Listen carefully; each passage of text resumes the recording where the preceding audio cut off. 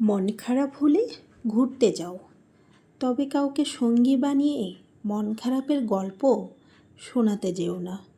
যাকে তুমি ভরসা করে নিজের মন খারাপের গল্প বলবে, দিন শেষে সে মানুষটাই নতুন করে তোমার মন খারাপের কারণ হবে। আসসালামু আলাইকুম গাইস, কেমন আছেন আপনারা?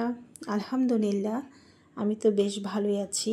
আমি আমার বাবার বাসায় বেড়াতে আসছি, তো সেখান থেকে আজকে আমি ঠাকুরগাঁ ডিসি পার্কে ঘুরতে যাব, সেটাই ভিডিও করছি, আপনাদের সাথে শেয়ার করব।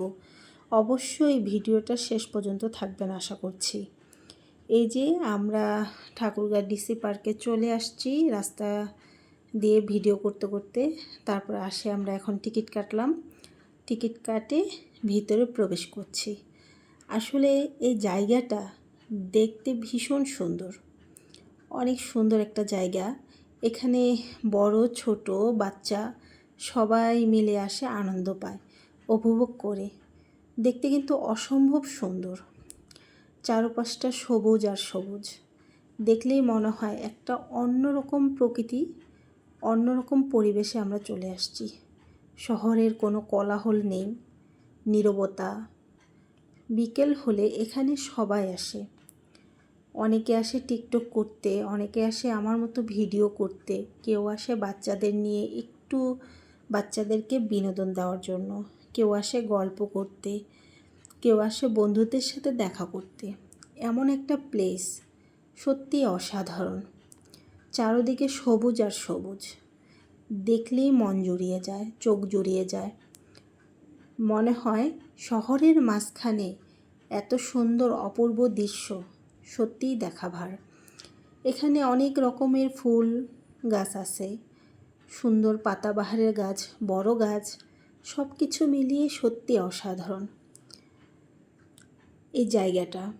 যারা ঠাকুরগাঁয়ে আছে তারা তো অবশ্যই চিনে এই জায়গাটা। কে কে তোমরা ঠাকুরগাঁ থেকে আমার ভিডিওটা দেখছো অবশ্যই কমেন্টে জানাবা। আমার ভালো লাগবে, সেটা আমার বাবার দেশ, বাবার জায়গা, বাবার বাড়ি। শুনতেই ভালো লাগে, তখন মনটা খুব ভালো হয়ে যায় যে বাবার এলাকার কেউ একজন আমার ভিডিও দেখছে, তখন খুব ভালো লাগে। দেখুন চারদিকের পরিবেশটা কি মনোরম, কি সুন্দর। আমি ঘুরছিলাম আর ভিডিও করছিলাম। আমি আমার বাবার বাসায় যখনই বেড়াতে যাই তখনই এই জায়গাটা আমার যাওয়া হয় আমার মেয়ের জন্য। আমার মেয়ে এই জায়গাটাকে খুব পছন্দ করে এবং সে একা যায় না, যখন ও নানু বাসায় যায় তার বান্ধবীদেরকে নিয়েও এই জায়গাটা যায়, একসাথে যায়, খুব মজা করে, খুব আনন্দ করে। আসলে জায়গাটাই এমন।